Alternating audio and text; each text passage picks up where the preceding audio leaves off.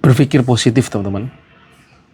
Saya sendiri berusaha terus gimana caranya ya di dalam segala kesulitan perjalanan ini, terus tawakal, terus berpikir positif walaupun saya sering banget ngalamin mumet, stres, pusing gimana ya, tapi coba terus saya alihkan berpikir positif. Saya runut ke belakang, teman-teman, cerita ya. Di tahun 98, saya itu awal-awal saya mulai masuk ke dunia kerja. Saya lulus sekolah di tahun 97 Juni-Juli biasanya ya sekolah ya. Tersetting baru berapa bulan terjadi kehancuran ekonomi, kerusuhan 98. Itu banyak analisis segala macam cerita bahwa ekonomi hancur, kita nggak bisa ngapa-ngapain, nggak punya pekerjaan, krisis moneter bahasanya kan. Secara logikanya kalau udah terjadi seperti itu hancur, kita bisa jadi kita akan mati semua gitu kan, nggak bisa ngapa-ngapain. Tapi nyatanya Allah berkehendak sampai detik ini di tahun 2025 ya. Bayangkan 2025 dikurangi 1998, 27 tahun yang lalu terjadi itu, teman-teman. Dan saya bersyukur masih bisa diberikan kesempatan sampai segini untuk masih bisa menghirup udara dan bercerita-cerita seperti ini ya, teman-teman. Kejadian lagi di tahun berapa ya? Kayak terjadi kerusuhan ya di negara kita yang mengakibatkan ekonomi kita kerja goyang. Wah, pokoknya sulit, nyari kerjaan sulit. Terus dari zamannya Pak Harto itu yang rupiah itu cuman berapa ya? 2000-an apa 1000-an gitu ya. Sekarang yang sudah di angka 15.000 bahkan mungkin di 16.000, saya nggak paham detailnya. Itu kan wah, inflasi luar biasa gelap. Terus yang lihat lagi kemarin kayak ini ada si apa tadi itu 2025 gelap gitu ya. Timothy Ronald gitu ya. Coba nih. Terus kalau apa lu gua kasih tahu dari dulu lu nggak bisa kripto gitu, sekarang harganya udah berkali lipat, udah miliaran gitu. Kalau kayak gitu berarti lu ngapain juga cerita kripto misalkan ya. Tapi sekarang orang bukannya ini tapi telat ya itu. Terus kayak seakan-akan ya sudah lu investasi udah telat gitu. Nah, teman-teman, zaman itu menurut saya ya ada masing-masing, apalagi di ini saya merasakan banget di akhir 2024 sampai sekarang pun ekonomi terasa sangat berat. Itu terejawantahkan dari beberapa customer saya yang biasanya bagus pembelian, terus kok ini drop drastis saat ngobrol-ngobrol sama temen yang penjual, kadang-kadang mereka ngeluh sepi gitu. Terus ada juga kalau kita lihat beberapa banyak perusahaan juga kolaps yang gede-gede kayak gitu. Tapi orang masih bisa makan aja kok. Ya, coba satu sisi. Sampai detik ini sesulit apapun kita masih makan aja loh, teman-teman. Benar nggak? Kita minum masih bisa, tidur nyenyak-nyenyak aja. Walaupun pening apapun kita masih bisa tertidur terlelap. Terus satu sisi negara kita ini negara yang serba udaranya bebas, mau ngelapain aja bebas. Coba deh kita lihat di luar negeri ya. Untuk kita ngelapak aja, jualan itu nggak semudah itu. Harus standarisasinya tinggi, nggak boleh jualan asal jualan. Kita gelar lapak di mana jadi, syaratnya kayak gitu. Terus coba kita lihat lagi kalau negara yang dilanda perang terus-terusan kayak Ukraina, kayak Palestina yang mereka mau bertumbuh dihancurkan habis, dibantai, bahkan apa jadinya rasanya seperti itu, teman-teman. Belum lagi sekelas Amerika, negara yang luar biasa dahsyatnya secara ekonominya, secara persenjataannya, siapa negara adidaya di dunia ya? Ya pastinya salah satunya Amerika gitu ya. Tetapi mereka pun ditumbangkan dengan ujiannya, dengan kebakaran yang luar biasa, dan mereka pun tidak bisa serta-merta mematikan, tetap aja makan korban, makan kerugian yang bahkan ribuan triliun bisa terjadi. So, yang ingin saya tekankan teman-teman di sini, ada masalah apapun sebenarnya kita nggak usah khawatir banget lah. Kita pikirkan, kita nggak pikirkan, kehidupan terus berjalan loh. Benar nggak, teman-teman? Kita mau stres, nggak stres, kita tetap aja harus menghadapi kehidupan ini. Orang kita nggak ngapain diem aja, kita kena kok dampaknya. Nah, sesulit apapun, sebenarnya kalau kita mental entrepreneur, itu selalu ada peluang terjadi. Benar nggak, teman-teman? Percaya nggak? Setuju nggak kita? Bahwasanya sesulit apapun yang terjadi di sini gitu ya, terjadi. Nah, begitupun affiliate teman-teman. Karena jualan sulit, konten susah, nggak FYP, nggak pecah telur. Tetapi kok ada teman-teman kita, saudara-saudara kita yang banjir order, banjir duit.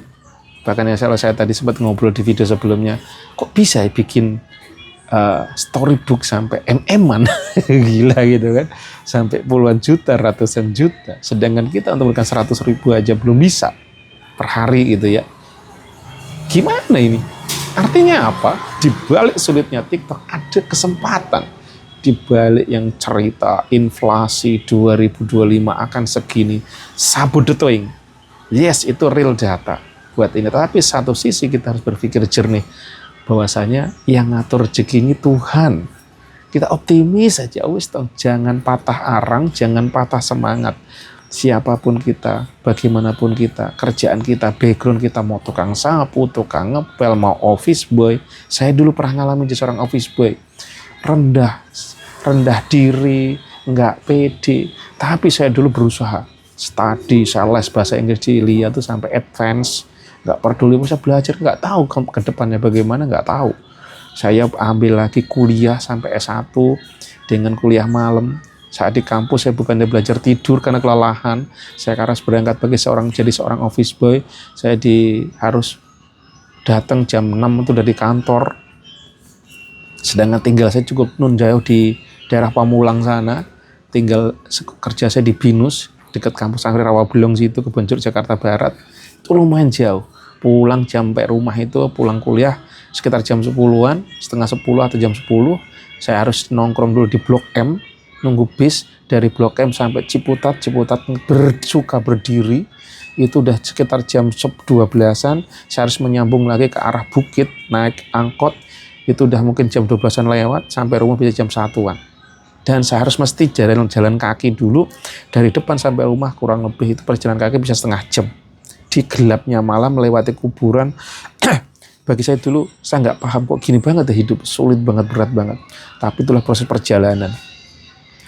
Sampai kemana-mana gitu. Wah, ternyata kalau bisa mensyukuri indah banget. Dan yang ingin saya tekankan gini teman-teman. Saya dulu berpikir, gila nih, krisis ekonomi, kita harus makan apa? Kita hidup gimana?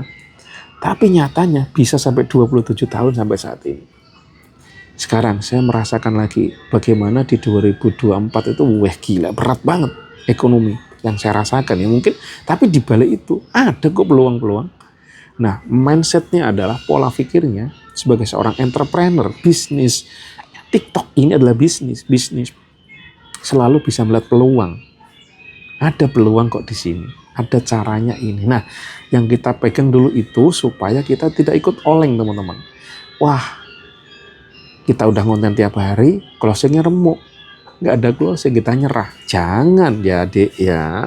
Jangan, terus kita pelajari. Kita jaga persistensi kita, kekuatan kita tiap hari gimana. Saya sendiri ngomong begini bukan berarti saya kuat. Tidak, justru yang saya omongkan ini biar nyetrum saya ke sini. Kalau sampean kesetrum, saya akan kesetrum balik teman-teman. Teman-teman yang sudah komentar. Sampean saya baca komentar jenengan. Teman-teman ini yang kok saya udah 600 belum ada follower. Sebenarnya itu nyetrum. Efeknya nyetrum. Akhirnya saya coba menjawab. Dia aja yang 600, yang belum ada ini masih berharap. Nah, kita yang sudah ada showcase-nya, yang sudah dapat sampel, yang sudah beri sampel, masa iya melehoi gara-gara nggak ada laku? Ya enggak? Nah, energi inilah yang saling menyetrumkan teman-teman. Jadi lagi-lagi saya ngomong gini bukan saya menceramain, tidak. Saya sendiri masih jauh dari benar teman-teman. Saya lagi-lagi mohon maaf kalau saya dibilang saya menceramai, saya sok tahu, tidak. Saya coba yang di kepala saya keluarkan. Kalau ada baiknya silakan diambil, kalau ada buruknya buang aja ke laut terdalam, ke dasar laut terdalam. Abaikan saja daripada Anda berkomentar negatif, akhirnya juga nyetrum negatif dan kembalinya ke diri kita sendiri. Teman-teman, apa yang kita omongkan, apa yang kita ucapkan, lagi-lagi itu sebenarnya akan kembali ke diri kita sendiri. Percaya tidak percaya itulah ya kenapa saya sering ngomong energi. Saya dulu nggak pernah ngerti. Oh, kenapa saya berpikir positif? Karena apa? Kalau yang saya lontarkan positif, sejatinya itu ibaratnya akan mental balik ke diri saya yang positif. Dengan cara di luar nalar kadang. Kita nggak paham, kita nggak ngerti, itu pasti akan terjadi teman-teman. Nah, kalau teman-teman ingin bukti nyata bahwasanya yang saya omongkan ini bohong atau tidak gitu ya, saya merasakan sendiri gara-gara konten YouTube saya yang apa adanya ini, banyak teman-teman yang bisa tersambungkan, yang dari Jawa, dari Papua, dari Aceh, dari Kalimantan, dari Jambi kemarin itu ya, dari Sumatera. Kok bisa kita saling terhubung padahal kita ini nggak kenal? Artinya apa? Yang saya sampaikan ini nyetrum teman-teman, dan teman-teman yang kesetrum berbalik ke saya lagi, terjadilah komunikasi. Dan semalam saya itu ditelepon orang teman-teman, saya sampai detik ini belum pernah ketemu. Beliau ini salah satu pengusaha ayam di area Solo, yang ternyata tiba-tiba, Mas bisa dibantu nggak sambil memasarkan produk saya, siapa tahu bisa di area Jakarta. Beliau yang sudah jalan, sudah supplier ke restoran-restoran, sedangkan saya ini siapa gitu loh. Saya ini jago juga enggak, pinter enggak, bahkan untuk survival aja juga harus berjuang habis-habisan. Tapi nyatanya kok bisa-bisa Gusti Allah menggerakkan hati beliau untuk nelpon saya. Itu bukan suatu kebetulan teman-teman. Bahwasanya kita nggak tahu kadang-kadang omongan kita yang mana bisa menyetrum positif. Nah itu teman-teman kenapa saya harus ngomong, ayo kita gaskan positif ya, karena kita nggak tahu kata-kata kita yang mana yang akan membuat orang tergerak. Sejatinya itu cuma wasilah atau jalur, sebenarnya Tuhan juga jualah yang bermain, tapi kita cuma wasilahnya kita gitu. Wasilah itu bahasa Indonesianya apa? Saya juga gak ngerti. Kadang saya sering dengar kata wasilah gitu. Coba kita cari ya, penjembatan kali ya, jembatannya gitu. Lagi-lagi jangan kita merasa sombong, jangan. Wah gara-gara gue. No, bukan. Jalan atau sarana untuk mendekatkan diri kepada Allah ya, wasilah. Nah itu loh. Jadi mendekatkan diri Allah. Jadi lagi-lagi ini semua yang ngatur Gusti Allah, tetapi tugas kita mencoba ikhtiar teman-teman. See you next video. Assalamualaikum warahmatullahi wabarakatuh. Semangat selalu, gaspol, kontennya jangan kendor, repetitionnya lakukan terus, hook, CTA, call to action ya, kontennya terus solusi problem, solusi CTA, polanya dimainkan teman-teman sebaik mungkin, sekeren mungkin, sejos mungkin, dramatisir mungkin, terus kita perbaiki, temukan cara terbaik versi kita masing-masing. Tuhan menciptakan kita selalu different, berbeda. Justru dengan pembeda inilah kita punya daya saing, daya jual. Yakinlah setiap kita DNA-nya nggak ada yang spesifik sama. Kembar pun, kembar identik pun kita memiliki DNA yang berbeda, diberikan ke pembeda oleh Tuhan. Itu artinya apa? Kita diciptakan untuk menjadi yang terbaik. Walaupun nampak secara fisik kita kok jelek, tapi kita nggak paham ternyata di hatinya, di kolbunya, di jiwanya kita punya diferensiasi. Bahkan yang paling gokil lagi, DNA kita berbeda. Setiap kita diberikan kelebihan dan juga kekurangan. See you. Assalamualaikum warahmatullahi wabarakatuh.